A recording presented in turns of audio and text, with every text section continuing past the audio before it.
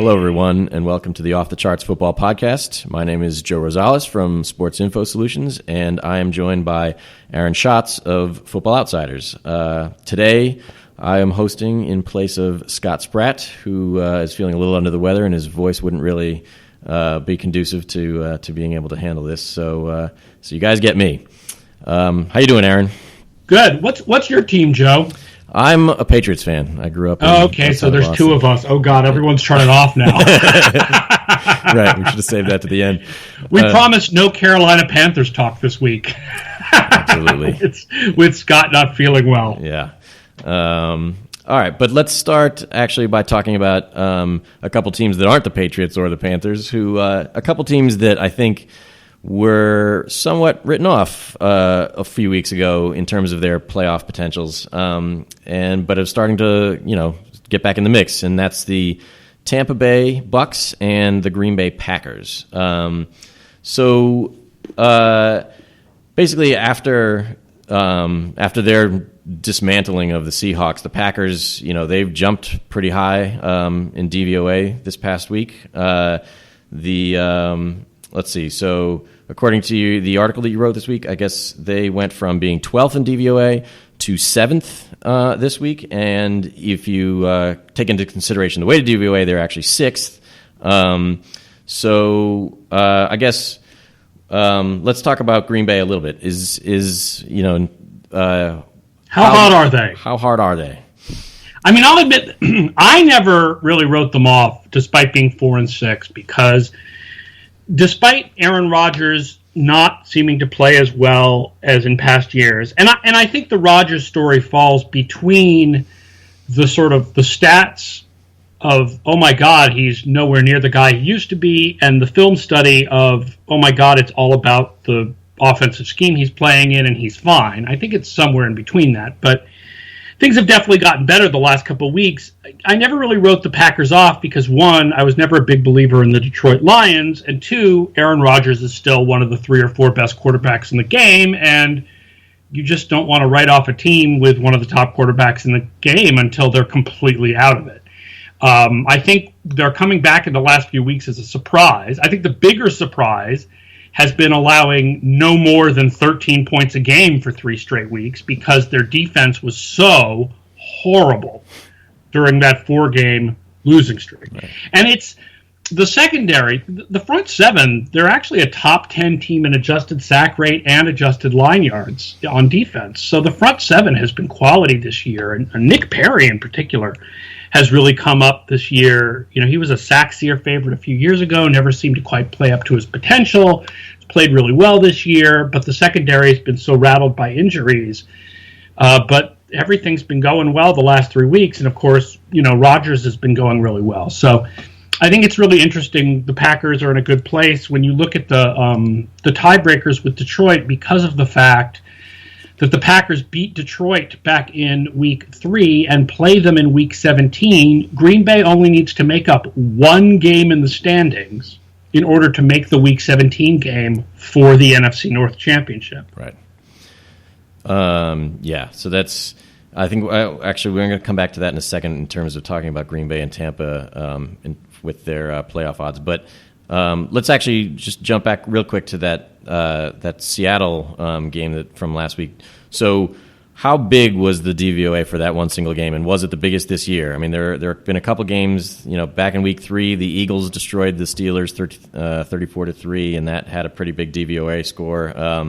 Steelers over the Chiefs in Week 4. Those are still the 2 biggest games of the year. Okay. The 2 biggest games of the year are Steelers over Chiefs and Eagles over Steelers.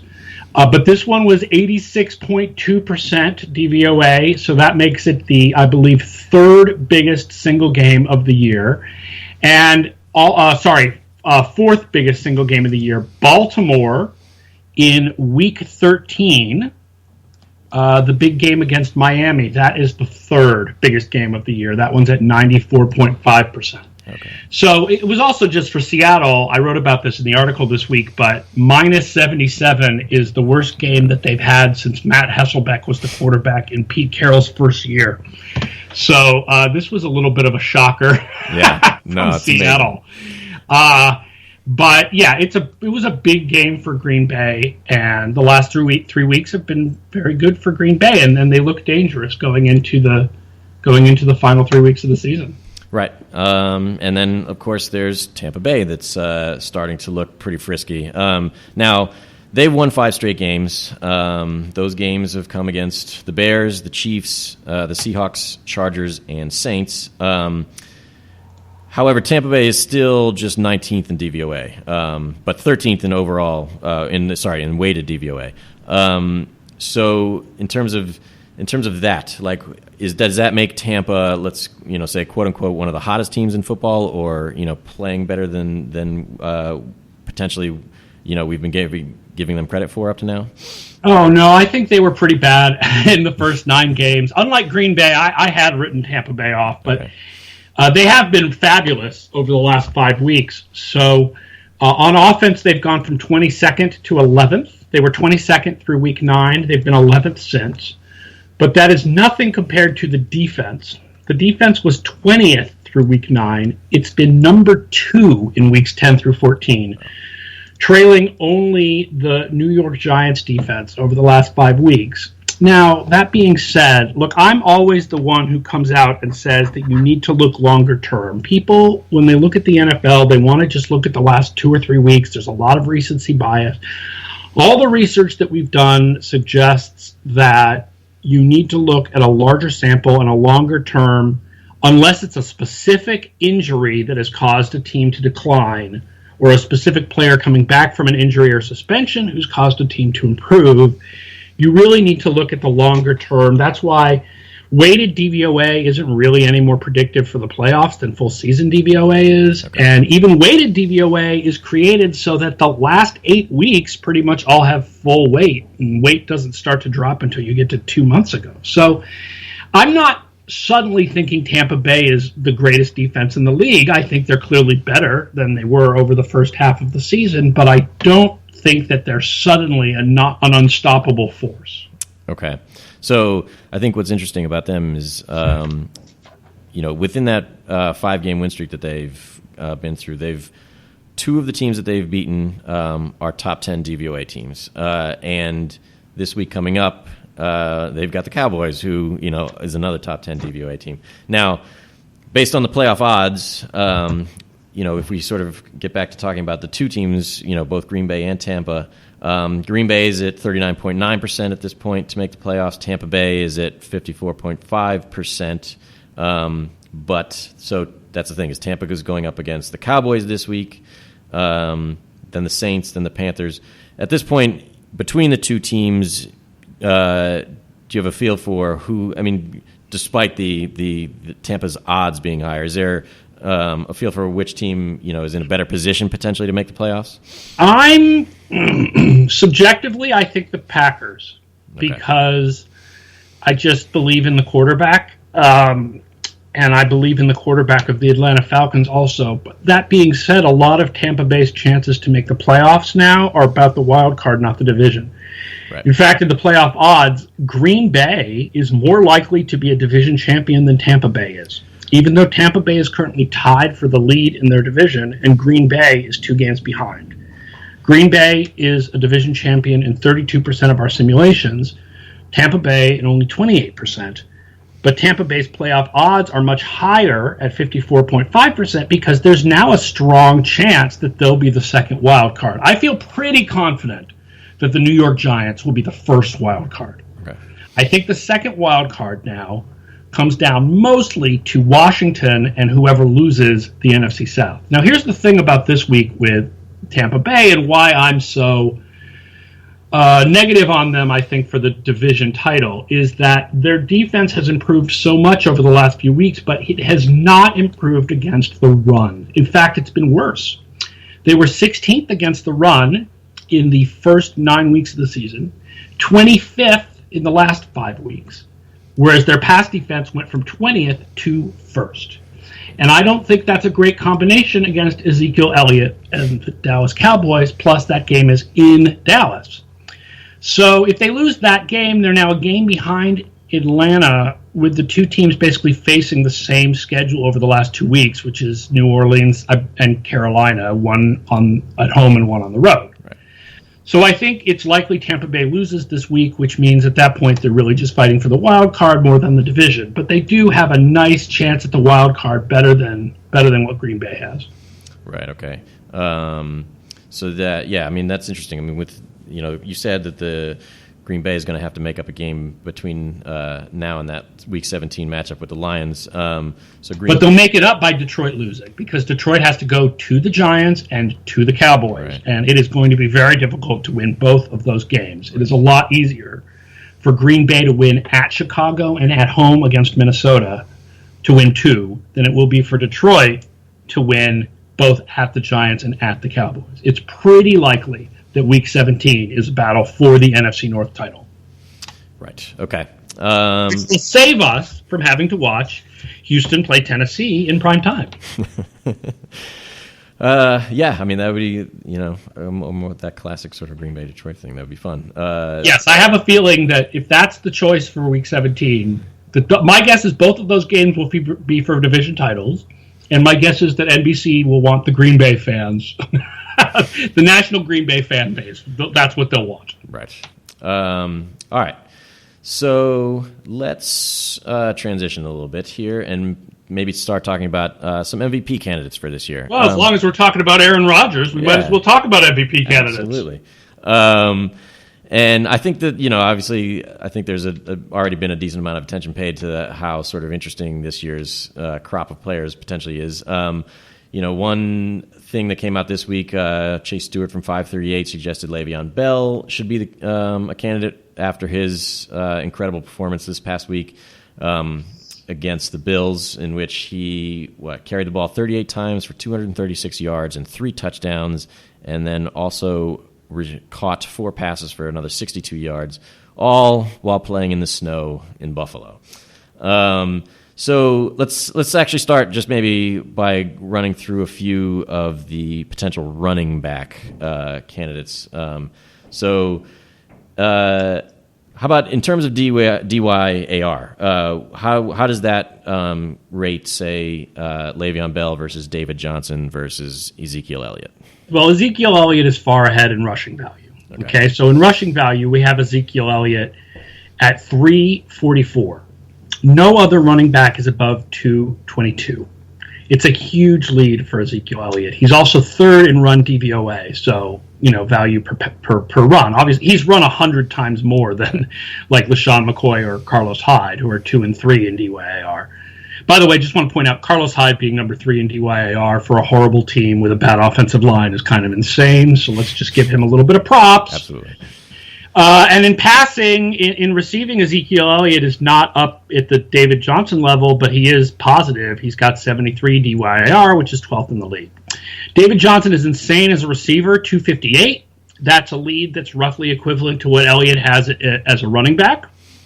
And as a runner, he's a little lower. He's got a very average DVOA, and he's 12th in DYAR. Le'Veon Bell is 4th in DYAR rushing, and he is 3rd receiving. And if it was not for the 3-game suspension, if you prorate his stats, then he would be 2nd in both. If we are going to give Zeke Elliott, though, if we're going to sort of discount him because of the quality of the Dallas offensive line, I think we need to discount Le'Veon Bell because of the quality of the Pittsburgh offensive line, which is, Dallas is currently 3rd in adjusted line yards on offense. Pittsburgh is 2nd. Yeah. New Orleans is actually 1st. So the Pittsburgh offensive line is really good, right? I mean, Maurkice Pouncey, David DeCastro, Alejandro Villanueva has been pretty good in his 2nd year as the starter. As great as Bell is, David Johnson, I think, has actually been more impressive player this year because he's doing it behind a bad offensive line. The Arizona offensive line is actually 6th in adjusted line yards, but they're not as good pass protectors, and so he's getting out there as a receiver, and they've been better run blockers, but he I believe he breaks more tackles, right? Yeah, so we've got, in terms of using some of the Sports Info Solutions, is charting data, we've got... Which is available, by the way, I'll point out again on Football Outsiders for a premium subscription. Go on. Absolutely. So just in terms of total broken tackles so far this year, Johnson is first in the league with 71. Zeke Elliott has 63, which places him second. And then Le'Veon Bell, again, having missed 3 games, but he's seventh in the league with 47 broken tackles. Now, on a per-touch basis... it's essentially the order is the same. Johnson, 22.4% broken tackles per touch. Ezekiel Elliott, 20.1% broken tackles per touch. And then Le'Veon Bell at 16.7%. So David Johnson is leading that category. So, the argument for Bell, that was a huge game against Buffalo. And with Roethlisberger throwing like 3 picks, it really won that game for them. But... First of all, there's the question, is he even the best running back candidate, right? Because Elliott and Johnson are very strong candidates. Then there's the question, can a running back be MVP? Right. If we're talking most valuable player, first of all, there's lots of questions about what that means. Does it mean only a player on a winning team? And does it mean a player's value compared to the average of his position or the player's value overall? If it's going to be the player's value overall, it always has to be a quarterback. Quarterback is just the most important position. But even if we look at these running backs, here's the thing, right? So Arizona, David Johnson's been amazing this year. Yet Arizona is 28th on offense with all of the value that they've gotten from David Johnson. If you can be clearly one of the 3 best running backs in the league this year, and your team is still 28th on offense, how valuable are you really? Yeah. Right, and that obviously gets to the point that you were making, that if the quarterback is that important, then it's probably being their offensive struggles are probably being driven by the rest of that offense. And I take your point in terms of his great performance still isn't buoying their offensive performance. Right. So I think you have to move on to the quarterbacks, and with quarterbacks, the biggest candidates are Brady, Ryan, Stafford, Carr, and Dak Prescott. Right. Despite the fact that Carr and Prescott had bad games this week, I think they're both still in the conversation. Right. Okay. And, this is where that also gets interesting is, one of those candidates. You mentioned the first one. You mentioned Brady also missed several games at the beginning of this year. Sort of the way that Le'Veon Bell did among the running backs. And that's a tough one because this is where I think we're going to be showing our Patriots colors, and I'll admit that ahead of time. Right. But I've been of the position that it matters that Brady missed 4 games when you look at who's the most valuable player. I do believe he should still be considered. Scott Kazmar believes nobody who was suspended at the beginning of the year should be considered. He doesn't believe Bell or Brady should be considered for the award. I do think they should be considered, but you have to take into account that they only provided 12 games of value for Brady, 13 for Bell, until what happened over the last couple days. What happened with Deflategate 2 between the Giants and the Steelers proved once and for all, I think, that Deflategate 1 was a bunch of complete and total nonsense and a witch hunt, and that suspension to Tom Brady was unbelievably wrong and immoral and should never have happened. And so to discount Tom Brady for a suspension that was clearly biased based on what team he plays for, given the lack of investigation into what happened between the Giants and Steelers, seems really unfair to him. So I'm now of the belief that if he plays better than the guy who I currently think is the top MVP candidate over the next 3 weeks, I would have no problem with Tom Brady being the MVP. Okay, so... I still would have him number 2 right now. Sure. And number 2 to whom? Matt Ryan. Okay. And that is because Atlanta has faced a very difficult schedule of opposing defenses. And that is why Matt Ryan is currently number 1 in passing DVOA ahead of Tom Brady because of the opponent adjustments. Right? I mean, it doesn't look like it to the naked eye because our naked eye doesn't adjust for the defenses that you've played. But 8 of Ryan's 13 games this year have come against teams that are ranked in the top 10 for pass defense DVOA. Right. Now, his last 3 games are against teams that are really not. The 49ers, the Panthers, and the Saints. So if Matt Ryan is the MVP, we are about to see it in the next 3 weeks because he's going to go off if he is truly the MVP. Yeah. Yeah, and that's the thing is I don't know that let's see. He's facing whom? The Niners, the Niners, the Panthers, and the Saints. Right. Those are not good pass defenses this year. They are bad pass defenses. Carolina is actually average now. They've improved in recent weeks. But the Saints are bad and the 49ers are worse.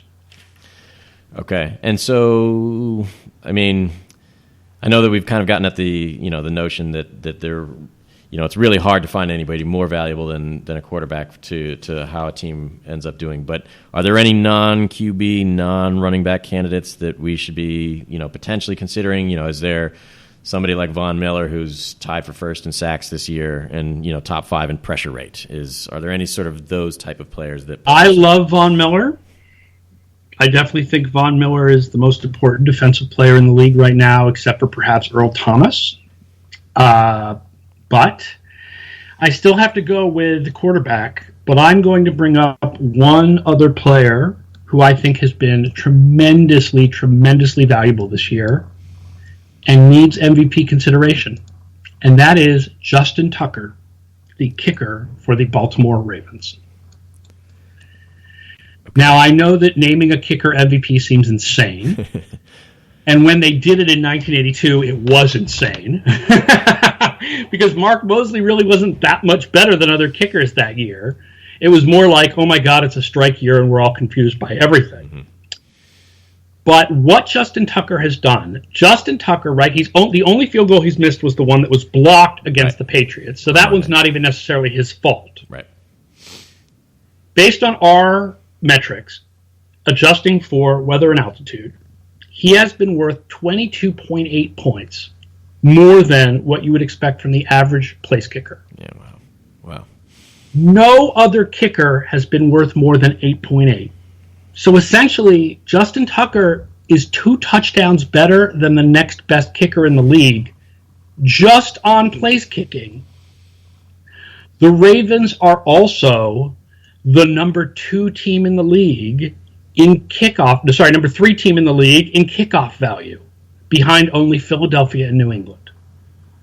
And that's Justin Tucker a lot too. So can you, maybe just for the edification of the listeners, like what goes into kickoff value? It's a little harder this year because we had to change everything with the stupid new touchback. But basically every kick is measured compared to the net value of the average kick from that distance. We remove squib kicks. We remove onside kicks. Okay. Now, we used to have a rating that looked at the value of the kicker separate from the coverage by looking at what the value of each kickoff would be if it had average coverage. But we can't do that this year because we're going to have to completely change the way we do that because of the change in the touchback. And the value of the kickoff is based on the idea that every point on the field has a certain expected point value. And so it's, what's the change in the expected point value for the kicking team, or for the team that's receiving the kickoff compared to an average kickoff return versus the kickoff returns, against this kicker. And the Ravens have been the number 3 team behind Philly and New England. And, of course, the place kicking, he's so far ahead of everyone else. So, in terms of that gap that you're talking about, that huge gap between him and the rest of the field, are we talking about something that's extremely unprecedented? Like, when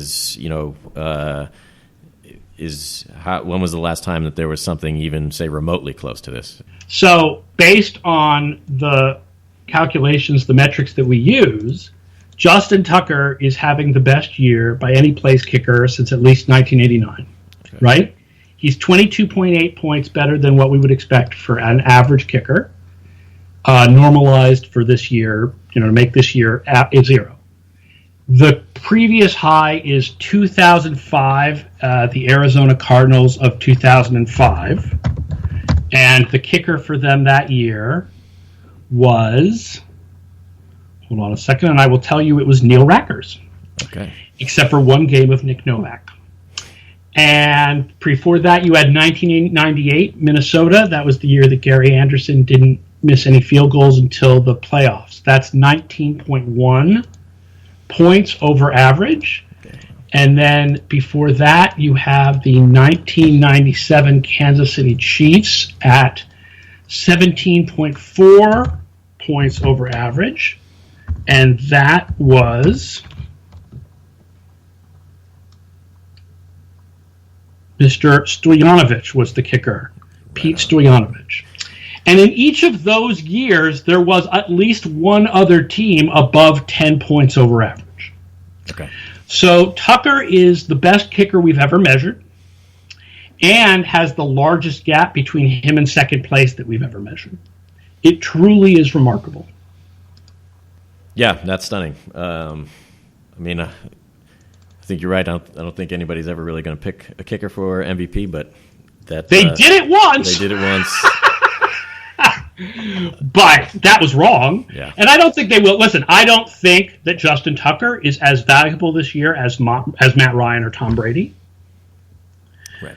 But he honestly deserves to be in the conversation. If we're filling out a ballot that has 5 guys on it, he's in the conversation for number 5. So now, how much of this, though, do you think is related to the fact that they've moved the extra points back? I mean, does that have any effect on this? No. Not much, because it's mostly about the fact that he kicks so many field goals over 50 yards. Okay. It's not that he's better at it, because even if you only miss a couple of extra points, then that's just 1 or 2 points difference between... Right, missing field goals has more scoring value than missing extra points, because you're talking 3 points instead of 1. So, there's never been a kicker like Justin Tucker. And it's partly because of normalizing the years to average at 0, and the kickers this year in general have not been as good as the last couple of years. But the kickers this year on average are much better than they were in 98 or 97 or even 2005. So even if you don't normalize each year to make the average equal 0, Tucker is having the best year of any place kicker possibly in NFL history. Right. Crazy. Wow. So let me ask you, actually, while we're talking about players that are on special teams, another sort of special teams related question that I just found interesting. And so there's a lot of things that are potentially worth talking about in terms of what the Rams have done with their coaching situation, with Jeff Fisher having been let go. But what I found interesting was that they elevated their special teams coordinator to the head coaching position, and John Fassel. And I know sometimes we see interim situations come from a lot of different places. Occasionally, there are line coaches that get elevated, but the reason I thought that the special teams coordinator being elevated to the head coaching position was interesting was because during the Patriots and Ravens game on Monday, the commentators were talking about how John Harbaugh had recently come out saying that there were a lot of special teams coordinators out there in the league that he thought should become head coaches. And, I was wondering if you had any thoughts on if there's something about special teams that lends itself well potentially to those types of coaches becoming head coaches rather than, say, the more traditional offensive coordinator or defensive coordinator.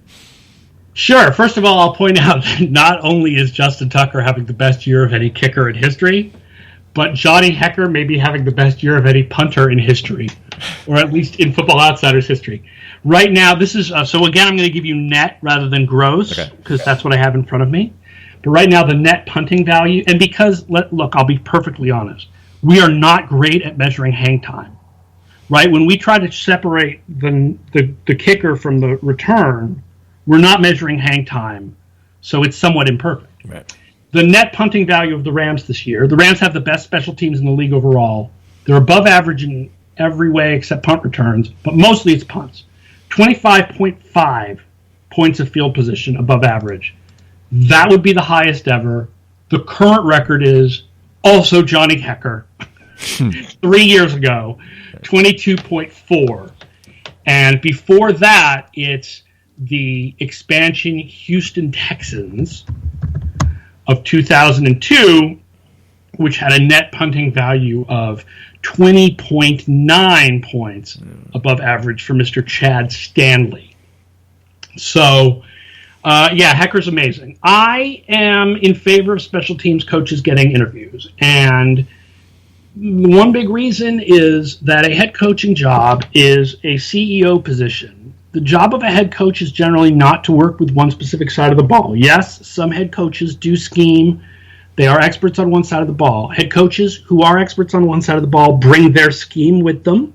They hire a coordinator on that side of the ball who knows that scheme.